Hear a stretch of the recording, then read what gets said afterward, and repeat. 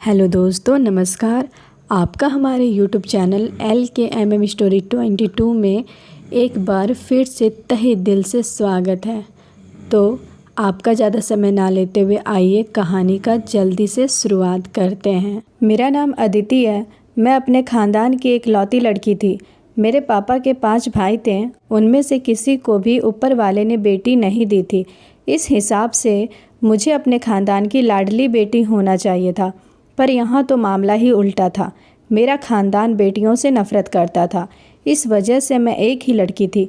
मेरी बुआ, जिन्होंने मेरे दादा के दुश्मन के बेटे से मोहब्बत की और शादी कर ली, पर जब यह बात मेरे दादा को पता चली तो दोनों घरों में तूफ़ान उठ गया, जिसमें मेरे दादा और एक चाचा अपनी जान से हाथ धो बैठे। मेरी बुआ को घर में कैद कर दिया गया, पर बुआ ने भी खुदकुशी कर ली। तब से इस ख़ानदान को बेटियों से नफ़रत हो गई। जाने मेरे बाकी के चाचा के घर बेटी आई या नहीं, या उन्होंने आने ही नहीं दी, पर मैं इस दुनिया में आ गई। मेरी माँ तब से दुनिया में मुझे अकेले छोड़कर चली गई जब मैं सिर्फ 10 साल की थी। अब मेरी उम्र 18 साल की है। मेरा घर मेरे लिए एक जेल है, जहाँ कोई मुझसे प्यार नहीं करता, किसी को मेरी परवाह नहीं है। मुझे ख़ानदान में होने वाले शादियों में भी नहीं ले जाया जाता। सारा ख़ानदान मुझसे नफ़रत करता है और मैं भी किसी से मोहब्बत करती हूँ। उसका नाम सुरेश है। वो मेरा पड़ोसी है, पर मैं जानती हूँ कि वह कभी भी मुझसे शादी नहीं करेगा। उसके माँ बाप और वह खुद भी कभी ऐसा नहीं चाहेंगे, पर मेरा दिल सिर्फ उसके लिए धड़कता है। एक दिन मेरी साबत तब आई जब मैं अपने छोटे चाचू से टकरा गई। मेरे हाथ में चाय का कप था जो उनके सफ़ेद कपड़ों पर गिरा। सोने पर सुहागा यह हुआ कि जब वो मुझे डांट रहे थे तो उसी पल उनको एक कॉल आई। यह कॉल उनके ऑफिस से आई थी। कॉल सुनकर मेरे चाचू हक्के बक्के रह गए। क्या नुकसान हो गया हमारा, वो भी लाखों का।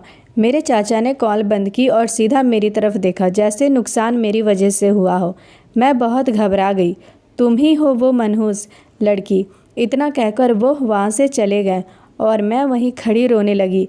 मैंने देखा सुरेश वहीं दूर खड़ा यह सब देख रहा था, लेकिन जैसे ही मैं उसकी तरफ पलटी, वो भी बिना कुछ कहे वहाँ से चला गया। सच कहते हैं, सपने अपनी औकात देखकर ही देखने चाहिए। कुछ दिन गुजरे, मेरी ज़िंदगी में एक और भूकंप आ गया। मेरे पापा मेरे लिए रिश्ता देख चुके थे। मैं किसी और से शादी नहीं करना चाहती थी। मैं दिन रात परेशान रहने लगी। एक दिन मेरी चाची ने कहा कि तैयार हो जाओ, तुम्हें देखने लड़के वाले आ रहे हैं। मैं उनके सामने कुछ बोल नहीं सकती थी। जब मैं तैयार होकर बाहर आई तो यह देखकर हैरान रह गई कि जिस लड़के का रिश्ता मेरे लिए आया है वो तो देखने में पापा से भी बड़ा लग रहा था। पापा तो उनसे ऐसे बातें कर रहे थे जैसे रिश्ता पक्का कर चुके हों। वो लोग मुझे देखते ही पसंद कर बैठे थे। जब मैं अपने कमरे में वापस आई तो मैं बहुत परेशान थी। सारी रात रोती रही और सोचती रही कि अब हिम्मत नहीं करूँगी तो कब करूँगी। आखिर यह मेरी ज़िंदगी का सवाल था। अगले दिन छुट्टी का दिन था। नाश्ते की टेबल पर सब मौजूद थे। मैंने सबको कहा कि मुझे एक ज़रूरी बात करनी है। न जाने फिर मुझ में इतनी हिम्मत कहाँ से आ गई। पापा, मुझे आपसे एक ज़रूरी बात करनी है। आप जहाँ मेरा रिश्ता करना चाहते हैं, मैं वहाँ शादी नहीं करना चाहती हूँ। मेरा यह कहना था कि सब मेरी तरफ देखने लगे। मेरी चाची ने तो मुँह पर हाथ रख लिया और आपस में बातें करने लगी। मेरे पापा ने मुझसे पूछा कि क्यों नहीं करना चाहती हो, तो मैंने कहा कि मैं किसी और को पसंद करती हूँ। सब मुझ पर टूट पड़े।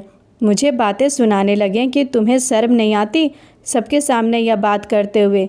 मैंने भी कह दिया, अपनी मर्जी से अपने पति को पसंद करना मेरा हक है और अपना हक मांगने में मुझे कोई शर्म नहीं है।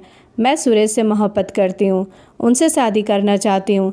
जब मैंने कहा तो चाची मेरे करीब आई और मुझे एक ज़ोरदार थप्पड़ मार कर कहने लगी कि आज तो तुमने अपनी ज़ुबान पर उस सुरेश का नाम ले लिया, दोबारा उसका नाम भी लिया तो मैं तुम्हें जान से मार डालूँगी। मैंने अपने पापा की तरफ देखा तो वो भी मुझे उन लोगों की साइड ही लगे। सबने मुझे बहुत बातें सुनाई कि मैं बहुत बेशरम हूँ। सब कहने लगे कि इस लड़की की हिम्मत तो देखो, आज सबके सामने आकर इसने अपनी पसंद का इजहार कर दिया। कल को जाने क्या करेगी। 1 हफ्ते के अंदर इसकी शादी करके इसे यहाँ से दफ़ा करो। मेरे पापा ने कहा ऐसा ही होगा। मैंने पापा की तरफ देखा तो उन्होंने भी मुझसे नज़रें चुरा ली। मेरा दिल किया कि मैं खुद को अभी मार डालूं। मुझे लगा था कि शायद मेरा पापा साथ देंगे, पर किसी ने मेरा साथ नहीं दिया। एक हफ्ते के अंदर अंदर मेरे लिए रिश्ता तलाश कर लिया गया। अफसोस की बात ये थी कि वो रिश्ता मेरे लिए सुरेश ने देखा था। उसके भरोसे वाले लोग थे। जो लोग पहले हमारे घर आए थे उन्होंने तो रिश्ता करने से अचानक मना कर दिया और मेरे पापा को सुरेश का लाया हुआ रिश्ता सही लगा। मुझे इसे एक हफ्ते के लिए कमरे में ही बंद कर रख दिया गया। मुझसे किसी ने बात तक नहीं किया। मेरे साथ जानवरों की तरह सलूक किया गया। मुझे खाना देते और कहते कि हम तो तुम्हें इस घर से दूर भेजना चाहते थे, पर तुम तो इस घर से दूर ही नहीं जाना चाहती हो। सुरेश से शादी करने का ख्याल अपने दिल से निकाल दो। वह तुम्हारा कभी नहीं होगा। उसके माँ बाप तुम्हें कभी भी बहू के रूप में स्वीकार नहीं करेंगे। मैं हिम्मत हार गई थी। मेरा हौसला टूट गया था। मैं बहुत परेशान हुई। मुझे तैयार करवाकर मेरे दूल्हे के साथ बैठा दिया गया और शादी की रस्म शुरू की गई। मेरा दूल्हा, जिसका नाम विजय था, अचानक खड़ा हुआ। उसने कहा कि ये शादी करने से पहले मेरी कुछ शर्तें हैं। पहले मेरी उन शर्तों को आपको माननी होगी, उसके बाद ही मैं इस लड़की से शादी करूंगा। मेरे पापा ने कहा कि तुम्हारी जो भी शर्तें हैं बता दो। मेरे होने वाले पति ने कहा कि वह शर्तें सिर्फ मेरे पापा को ही बताएगा। मेरे पापा और विजय एक तरफ चले गए और 1 घंटे तक आपस में न जाने क्या बातें करते रहे। दोनों आपस में बातें किए। उसके बाद विजय ने मुझसे शादी कर ली।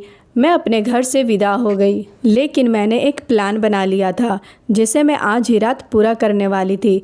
मैं सुरेश के अलावा किसी और की नहीं हो सकती थी।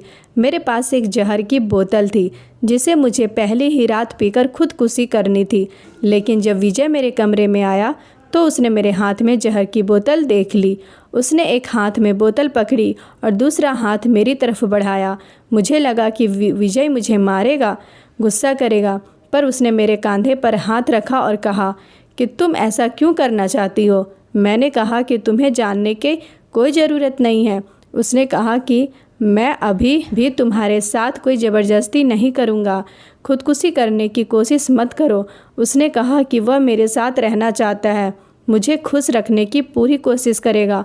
उसने मुझसे बहुत आराम से बात की, मुझे तसल्ली दिलाई। मैंने उसे सारी बात बताई कि मैं सुरेश से मोहब्बत करती हूँ। इसमें क्या बुरा था? मोहब्बत करना पाप है क्या? मैंने आपको पहले ही बता दिया है। मैंने आपको धोखा नहीं दिया। अगर मैं आपको ना बताती तो यह धोखा होता।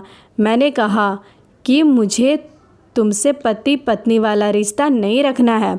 उसने कहा कि मुझे भी ज़बरदस्ती रिश्ते बनाने का कोई शौक़ नहीं है। वो मेरा ख्याल रखेगा और उसे मेरे बीते हुए कल से भी कोई परेशानी नहीं है। विजय मेरे कमरे से चला गया। मैंने चैन की सांस ली। विजय की माँ भी थी, जो बहुत ही अजीब औरत थी। मुझे उनसे बहुत ही डर लगता था। वो मुझे बहुत गौर से देखती। विजय ने मुझे तसल्ली दी और यकीन दिलाया कि मैं उसके साथ सुरक्षित हूँ।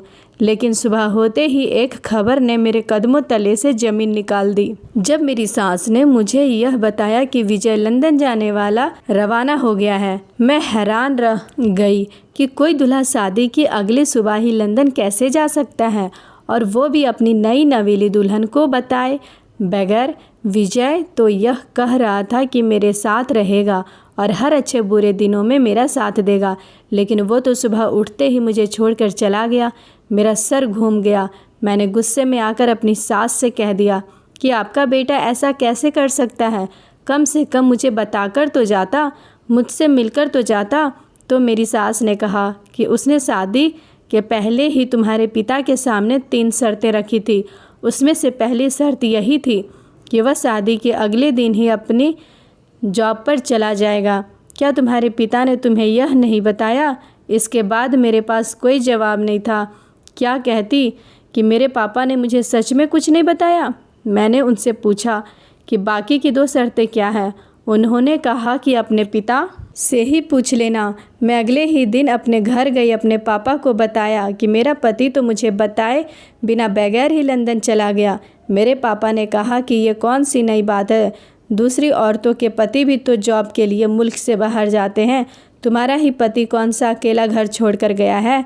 मैं पापा को हैरान होकर देखने लगी। उन्होंने कहा कि अब तुम अपना घर संभालो, अपनी सास की सेवा करो। पति बाहर गया है तो वापस भी आ जाएगा। आज से हमारे घर आने की ज़रूरत नहीं है। मैंने सोचा था कि अब तो मैं इनसे सबसे दूर चली गई हूँ, अब तो यह मेरा साथ देंगे, लेकिन अब भी सब घर वालों का रवैया मेरे साथ ऐसा ही था। मैं रोती हुई वहाँ से निकली तो घर से बाहर जाते हुए मैं सुरेश से टकरा गई। उसने मेरी आंखों में आंसू देखे पर कोई सवाल नहीं किया। मैंने भी उससे कोई बात नहीं की, लेकिन उससे शिकायती नज़रों से देखा ज़रूर था। कहीं ना कहीं वही मेरा मुजरिम था। मुझ में कोई कमी नहीं थी, उससे खूबसूरत थी। अगर वो मुझे अपना बना लेता तो आज मेरी ज़िंदगी ऐसी ना होती। वह जानती थी कि सारी उम्र मुझे उन पापों की सज़ा मिलेगी जो मैंने किए ही नहीं। अगर वह चाहता तो मुझे बचा सकता था, पर वो भी जालिम बन गया था। मैंने अपनी सास से विजय का नंबर लिया। सोचा कि उसे कॉल करके ही पूछ लूं कि उसने मेरे साथ ऐसा क्यों किया। मेरी सास ने पहले तो मुझे नंबर देने से काफ़ी इनकार किया, फिर नंबर दे ही दिया। मैं नंबर लेकर अपने कमरे में आई और बहुत उम्मीद से उनको फ़ोन मिलाया, लेकिन यह सुनकर मैं हैरान रह गई कि यह नंबर बंद है। मैंने उस नंबर पर बने व्हाट्सएप पर मैसेज किया, वहाँ पर भी विजय ने मुझे कोई जवाब नहीं दिया। और हैरानी की बात तो ये थी कि वो मेरे मैसेज देख तो रहा था, लेकिन उसका जवाब नहीं दे रहा था। मेरी ज़िंदगी तो उसी दिन बर्बाद हो गई थी जब सुरेश के अलावा मेरी शादी किसी और से हो गई थी। लेकिन अब तो मुझ पर जुल्म ये हुआ था कि मेरा पति मुझे पहले ही दिन छोड़कर चला गया और अब तो मेरी बात तक नहीं सुन रहा था। मैंने किसी तरह हालात को एक्सेप्ट किया क्योंकि मेरे पास कोई और चारा नहीं था। मेरी सास ने कहा कि वह जल्द ही वापस आ जाएगा। मेरे पास जीने का कोई वजह नहीं थी, कोई रास्ता नहीं था। फिर घर में कुछ अजीब हरकतें होने लगी। जब रात को एक दिन मेरी आंखें खुली तो मैंने देखा कि मेरी सास मेरा हाथ पकड़े बैठी थी। मैंने उनको वहाँ देखकर चौंक गई तो कहने लगी, तुम्हें देखने आई थी कि तुम सो रही हो या नहीं। मुझे नहीं लगता था कि उनको मेरी इतनी फ़िक्र थी कि वह अपनी नींद खराब करके मुझसे पूछने आएगी कि मैं सोई हूँ या नहीं। पहले दिन तो उन्होंने यह बहाना बना दिया था कि वो मुझे चेक करने आई थी, लेकिन अब ये रोज़ होने लगा। जब मैं गहरी सांस नींद में सो जाती तो मेरी सास मेरे पास ही बैठी रहती। मैं उनसे बहुत डरी हुई थी। मैं उनकी इस हरकत से बहुत परेशान हो गई थी। एक तो मैं इस घर में अकेली, ऊपर से रोज़ रात को मेरे पास बैठी रहती और मेरी नींद से जागने पर कोई ना कोई बहाना बना देती। वह कहती थी कि मैं तुम्हें देखने आई थी। एक दिन मैंने तंग आकर अपनी सास से पूछ ही लिया, आप क्यों रोज़ रात को मेरे पास आकर बैठ जाती हैं? तो उनके मुंह से एक ऐसी बात निकली जिसको सुनकर मैं हैरान परेशान रह गई। उन्होंने कहा कि मुझे यह करने का कहा गया है। मैंने उनसे पूछा कि किसने कहा है आपको, तो वो घबराई और वहाँ से चली गई। मैंने उनसे बार बार पूछा पर उन्होंने मेरे सवालों का कोई जवाब नहीं दिया। अब मेरा माथा खटक गया था। आखिर उनको किसने कहा था कि वो रोज़ रात को मेरे पास आकर बैठे? यह मेरे साथ क्या हो रहा था? मैं अपने पापा के घर गई और पूछा कि विजय ने शादी से पहले 3 शर्तें रखी थी, बाकी की 2 शर्तें क्या थी? मेरे पापा ने मुझे बताने से मना कर दिया। आज मैं हैरान रह गई। मेरे सब्र का बांध टूट गया था। पापा, उस परमात्मा के पास मेरी माँ से आपकी भी मुलाकात होगी। अभी से सोचना शुरू कर दीजिए कि आप उस दिन उनके सवाल का क्या जवाब देंगे जब वह पूछेगी कि मेरी बेटी का ख्याल रखा था कि नहीं। मैं रोते हुए वहाँ से चली गई। मेरे पापा कुछ ना बोले। मैंने कसम खाई थी कि मैं मरते दम तक इस घर में वापस नहीं आऊँगी। 3 महीने इसी तरह गुजर गए। मुझे खबर मिली कि मेरे मायके में कोई झगड़ा चल रहा है। शायद मेरे चाचू आपस में लड़ रहे थे, लेकिन मुझे उससे कोई वास्ता नहीं था। मैं वहाँ जाती थी तो मेरे साथ गैरों से भी बुरा सलूक किया जाता था। मैंने वहाँ जाना और वहाँ की खबर रखनी छोड़ दी। विजय ने भी मेरे एक भी मैसेज का जवाब नहीं दिया। मैं सारी रात रोती, पूरा दिन मुझसे ना गुजरता। मुझे मेरी ज़िंदगी से नफ़रत होने लगी थी। जी चाहता था कि आत्महत्या कर लूं, लेकिन मेरी सास हर समय मेरे साथ साथ ही रहती थी। एक दिन तो मुझ पर आसमान टूट पड़ा। जब विजय की तरफ से मुझे तलाक के पेपर मिले। मैं हैरान रह गई, इस शख्स ने मेरे साथ ये क्या कर दिया। एक दिन भी मेरे साथ नहीं गुजारा और मुझसे साथ निभाने के वादे करके अकेला छोड़ गया। अब परदेश में बैठे बैठे उसने मुझे तलाक दे दिया। मुझसे ऐसी क्या गलती हुई जिसकी मुझे सज़ा दी जा रही है। मैं बहुत परेशान थी। अब मेरी सारी हिम्मत जवाब दे चुकी थी। मैं घर की छत की तरफ देख गई। मेरी सास ने मुझे रोका और कोशिश की, पर मैंने हाथ छुड़वा दिया। मैं बिल्कुल किनारे पर खड़ी हो गई। बस मैं वहाँ से कूदने ही वाली थी कि किसी ने मेरा हाथ पकड़कर मुझे अपनी तरफ खींच लिया। मैं हैरान रह गई यह देखकर कि वह शख्स सुरेश था। तो तुम मरना चाहती हो? सुरेश ने जब यह कहा तो मैं हैरान रह गई। वो मुझे वहाँ से ले गया और गाड़ी में बैठाकर एक सुनसान जगह पर ले गया। वो एक पार्क था। वहाँ पर हम आमने सामने बैठे थे। मेरे दिलो दिमाग में 1000 सवाल थे। सुरेश ने मुझे कहा कि मैं इस दुनिया की सबसे बड़ी बेवकूफ़ और जल्दबाज लड़की हूँ। जिस तरह तुम मुझे पसंद करती थी मैं भी तो तुम्हें पसंद करता था। मैं तुमसे शादी करना चाहता था, लेकिन मैं जानता था कि यह सब इतना आसान नहीं है। मेरे माँ बाप तुमसे नफ़रत करते थे, इसलिए मैंने दिल ही दिल में सोच रखा था कि मैं खुद कुछ बन जाऊं तो फिर मैं तुमसे शादी करूंगा। पर तुमने जल्दबाजी में आकर सब कुछ खराब कर डाला। जिस विजय नाम के लड़के से तुमने शादी की है वो मेरा बचपन का जिगरी दोस्त है। मैंने उसे कहा था कि वह तुमसे शादी करके तुम्हें उसके घर से दूर ले जाए, वरना तुम्हारे घर वाले तुम्हें किसी और के साथ विदा कर देते और मैं कुछ ना कर पाता। विजय ने तुम्हें हाथ तक नहीं लगाया क्योंकि वह ऐसा कर ही नहीं सकता। वह लंदन नहीं गया है बल्कि शहर में ही कहीं रह रहा है। उसकी माँ को मैंने तुम्हारा ख्याल रखने को कहा था। वो रात भर तुम्हारे साथ इसलिए बैठी रहती थी कि कहीं तुम परेशान होकर कुछ गलत कदम ना उठा लो, क्योंकि मैं जानता हूँ कि तुम बहुत ही जज्बाती और पागल लड़की हो। मैंने अपना कारोबार शुरू कर लिया है जिसके लिए मुझे कुछ समय चाहिए था, लेकिन अब मेरा कारोबार चल पड़ा है। मैंने अपना घर छोड़ दिया है और अपने और तुम्हारे लिए एक छोटा सा घर बना लिया है। आज मैं तुम्हें लेने आया हूँ। हम जल्द ही शादी कर लेंगे और हमेशा हमेशा के लिए एक साथ रहेंगे। मैं पहले से ही तुम्हारे लिए यह सब कुछ करना चाहता था, लेकिन यह सब होने से पहले तुम्हें बताना नहीं चाहता था। कहीं तुम उम्मीद ना बांध लो और हाँ, तुम्हारे साथ जो भी हुआ उसे एक बुरा सपना समझकर भूल जाओ। मेरे साथ एक नई ज़िंदगी जीना ज़रूर। मैं हैरान रह गई, सुरेश को देखती रही। सुरेश ने जैसा कहा था मैंने वैसा ही किया। उसने मुझसे शादी कर ली और मुझे एक बहुत प्यारे और खूबसूरत घर में ले गया। उसने कहा कि अब घर को सजाना है, यह तुम्हारा घर है। कुछ सालों के बाद सुरेश के माँ बाप ने भी उसे माफ़ कर दिया। वो हमसे खुश हो गए, लेकिन सुरेश उनसे खुद ही मिलता था। मुझे कभी उनके पास लेकर नहीं जाता था। कहता था कि वह नहीं चाहता था मेरे माँ बाप तुमसे ऐसी वैसी कोई बात करे कि तुम्हें दुख हो। मैं सुरेश के साथ हंसी खुशी रह रही थी। मुझे सारी ज़िंदगी अपने घर वालों की नफ़रत की वजह समझ नहीं आई, लेकिन शायद इस नफ़रत को झेलने के बदले मुझे सुरेश जैसा हमसफ़र मिला।